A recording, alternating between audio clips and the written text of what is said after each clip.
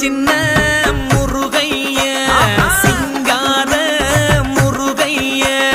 சின்ன சின்ன முருகைய சிங்கார முருகைய கொஞ்சி கொஞ்சி தமிழ் பேசும் செந்தில் வடிவேலனவ கொஞ்சி கொஞ்சி தமிழ் பேசும் செந்தில் வடிவேலனவ சின்ன சின்ன முருகைய சிங்கார முருகைய கொஞ்சி கொஞ்சி தமிழ் பேசும் செந்தில் வடிவேலனவ சுப்பிரமணிய சாமி என்பார், கார்த்திகேயன் என்பார், சுவாமிநாதன் என்பார், முக அமுதன் என்பார்,